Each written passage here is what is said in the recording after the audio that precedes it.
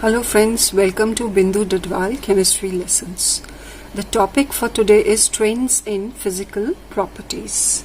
The properties which are dependent upon the electronic configuration are periodic properties because same electronic configuration gets repeated after a definite interval of time. So, the definition of periodic properties is the properties of elements which are directly or indirectly related to the electronic configuration of their atoms and show gradation in moving down a group or along a period are called periodic properties. The first periodic property that we do today is atomic radius. It may be defined as the distance from the center of the nucleus to the outermost shell containing the electrons. Now the exact determination is not simple because atom does not have a well-defined boundary. We cannot isolate an atom to define its radius.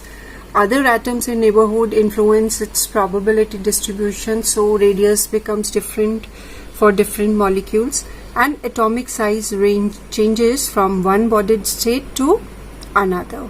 So in that case, the radius, covalent radius, will be different from metallic radius. So we can express radius in three different forms. First is covalent radius.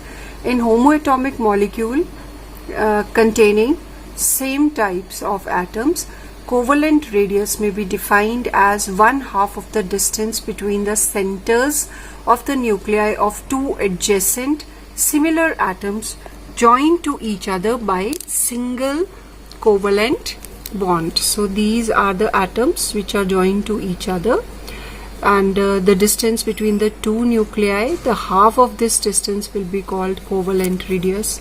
For example, for hydrogen molecule with one single bond, the radius is 37 picometer. Van der Waals radius, it may be defined as half of the internuclear distance between two similar adjacent atoms belonging to two neighboring molecules of the same substance in solid state. So for Van der Waals radius, this is one molecule, this is another molecule. The distance between the similar atoms, when you divide it by 2, you get the Van der Waals radius. As you can see that this radius is greater than the covalent radius. So Van der Waals radius is half of the internuclear distance between two similar adjacent atoms belonging to two neighboring molecules of the same substance in the solid state. The third is metallic radius. So it is also called crystal radius. It may be defined as half of the distance between centers of the nuclei of two adjacent atoms in the metallic crystal. Van der Waals radius is greater than metallic radius, and covalent radius is the smallest of the three. To calculate Van der Waals radius, the substance should be in solid state. To calculate covalent radius, there should be single bond between the hydrogen atoms or other atoms whose covalent radius is to be determined. Variation of atomic radius in periodic table. Variation in a period.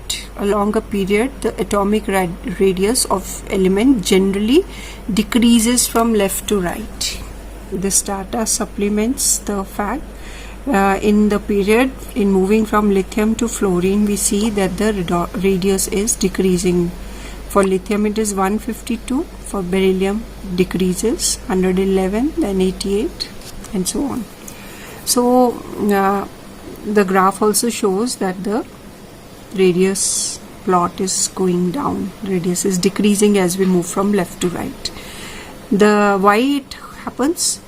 Because in moving from left to right, the nuclear charge gradually increases and one electron is being added to the valence shell. The electrons are getting attracted more towards the nucleus, so size is decreasing. Variation in a group. The atomic radius of element in every group of periodic table increases as we move downward. For example, in alkali metals, lithium's atomic radius is 152. As we go down, it increases 186, 231, 244, 262. This is the graph. Why it happens? On moving down a group, there is an increase in principal quantum number and number of electron shells. However, there is increase in nuclear charge also. But the effect of increase in electron shells is more pronounced than effect of increase in nuclear charge, so size increases. Ionic radius will be the radius of ions. So ions are formed by loss of one or more electrons from neutral atom, then it forms cation, or gain of electrons by neutral atom, then it forms anion. So ionic radius is different from atomic radius. It may be defined as the effective distance from the center of nucleus of the ion up to which it exerts its influence on the electron cloud.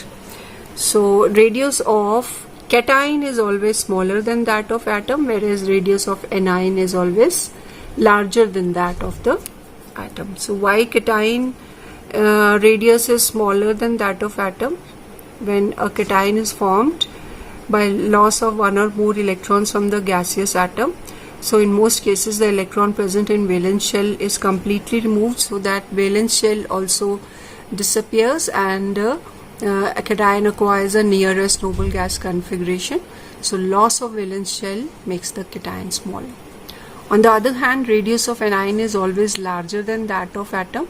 Anion is formed when gaseous atom gain one or more electrons. Since the nuclear charge remains unchanged, the electron in anion experience less attraction towards the nucleus compared with the atom. Therefore, anionic radius is larger than the corresponding atom. Isoelectronic species are the species belonging to different atoms or ions which have the same number of electrons but different magnitude of nuclear charge. In isoelectronic ions, the one with greater value of nuclear charge has smaller size as compared to ion with smaller nuclear charge. So N3 negative, O2 negative, F negative all have the same number of electrons, that is 10.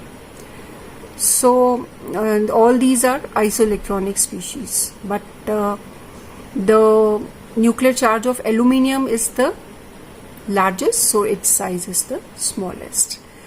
Nitrogen has the biggest size. So this is trend in physical properties.